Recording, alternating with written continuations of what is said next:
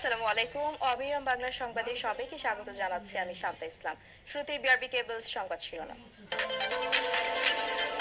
জীবন মৃত্যুর দোলাচলে কেটেছে প্রতিটি ক্ষণ। এক দশক পর দেশে ফিরে গুম হওয়ার দুঃসহ স্মৃতির বর্ণনা দিলেন বিএনপি নেতা সালাউদ্দিন আহমেদ।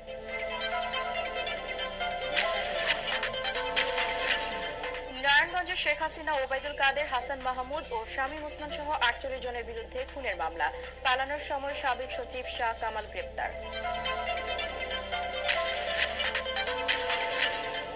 দ্রুত জামায়াত ইসলামীকে নিষিদ্ধের প্রজ্ঞাপন বাতিলের দাবি ডক্টর শফিকুর রহমানের।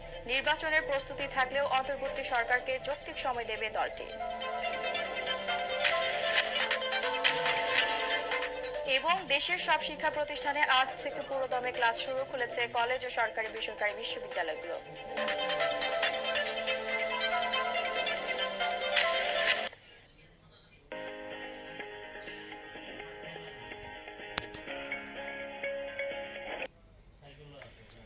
শুনছিলেন বিআরবি কেবলস সংবাদ শিরোনাম। এবারে জানিয়ে দেব বিস্তারিত সংবাদ। চোখ বেঁধে হ্যান্ডকাপ পরিয়ে গুম করার পর টানা ৬১ দিন ছোট্ট একটি কামরায় বন্দী করে রাখা হয় তাকে। আলো বাতাসহীন গুহার মতো ঘরে জীবন মৃত্যুর দোলাচলে কেটেছে প্রতিটি ক্ষণ। এটিএন বাংলাকে দুঃসহ সেই স্মৃতির কথা বলেছিলেন বিএনপির স্থায়ী কমিটির সদস্য সালাউদ্দিন আহমেদ। ২০১৫ সালে যাকে গুম করে ভারতে ফেলে দিয়ে আসা হয়। এক দশক শারীরিক মানসিক নানা যন্ত্রণা আর আইনি লড়াই শেষে গেল রোববার দেশে ফেরেন তিনি। বিএনপির এই নেতার সাথে কথা বলেছেন আমাদের বিশেষ প্রতিনিধি মইনুল আহসান।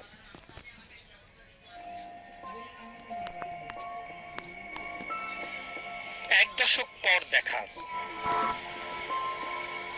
চোখে মুখে ক্লান্তির ছাপ স্পষ্ট হলেও শুভেচ্ছা, আমন্ত্রণ দুপুরে বাংলাদেশের আয়োজনে। শুরুতেই জানিয়ে দেবো শিরোনামগুলো।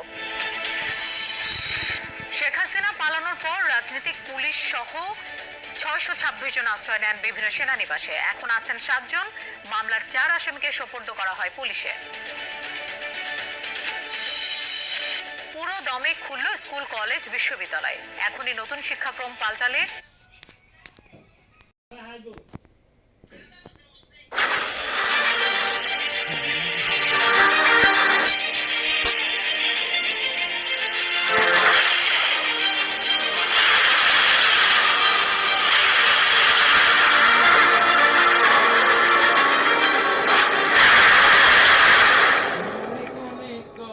সিলেট, যেখানে বন্যা পরিস্থিতি এতটাই খারাপ যে বিগত ৫০ বছরে এতটা বন্যা দেখেনি সিলেটের মানুষ। মুহূর্তের মধ্যে বিশাল বিশাল বড় স্থাপনা ভেঙে যাচ্ছে। ১ ঘন্টার মধ্যে পানি বেড়ে যাচ্ছে কয়েক হাত। আজ ২০/৫/২০২২ তারিখ পর্যন্ত বিগত কয়েকদিনে কয়েক হাজার কোটি টাকার অবকাঠামো ও ফসল একদম জলের সাথে ভেসে গেছে। লাখ লাখ মানুষ হয়েছে বাড়ি ছাড়া।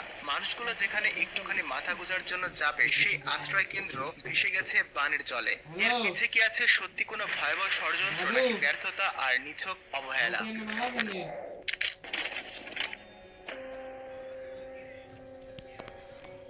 সিলেটের প্রায় ১৩টি জেলা পানির নিচে তলিয়ে গেছে। সুনামগঞ্জেরও একই অবস্থা। লাখ লাখ মানুষের বাড়িঘর তলিয়ে গেছে। অনেক জায়গায় মানুষ যে আশ্রয় কেন্দ্রে নিজের মাথাটুকু গুজবে তাও ভেঙে গেছে।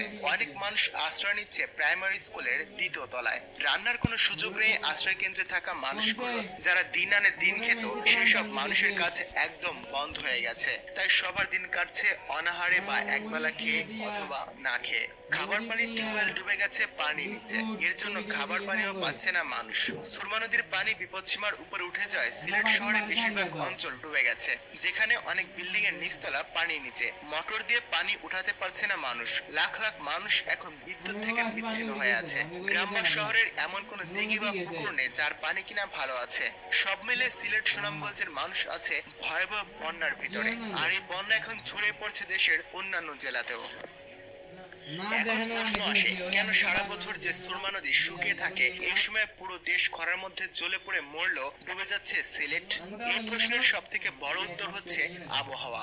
কর্কট ক্রান্তি রেখা এদেশের ঠিক মধ্যভাগ দিয়ে অতিক্রম করেছে, আর ভারত মহাসাগর অঞ্চলে মৌসুমী স্রোত এদেশের দক্ষিণ প্রান্তবর্তী বঙ্গোপসাগর দিয়ে অতিক্রম করায় এখানে ক্রান্ত মৌসুমী জলবায়ু বিরাজ করে। এই মৌসুমী জলবায়ু প্রচুর পরিমাণে বঙ্গোপসাগর থেকে জলীয় বাষ্প নিয়ে দক্ষিণ থেকে উত্তরের দিকে সিলেটে যায়। এই জলীয় বাষ্প সিলেটের দিকে গিয়ে সিলেট ও মেঘালয়ের পাহাড়ের কারণে উপরের দিকে উঠে গিয়ে ঠান্ডা হয়, এরপরে একসাথে মিশে ঘনীভূত হয়ে মেঘে রূপান্তরিত হয়। এর কারণে সিলেট এবং মেঘালয়ে প্রচুর পরিমাণে বৃষ্টি হয়। মেঘালয় এবং সিলেটে প্রচুর পরিমাণে বৃষ্টি হওয়ার কারণেই মূলত এই বন্যা হয়। এখন প্রশ্ন আসে, এখানে কি মানুষের কোনো দোষ নেই? উত্তর হ্যাঁ আছে। বৃষ্টিপাতে বন্যা হলেও ভারত থেকে আসা পানি যখন বাংলাদেশে প্রবেশ করে তখনই এই বন্যা ভয়ঙ্কর রূপ নেয়।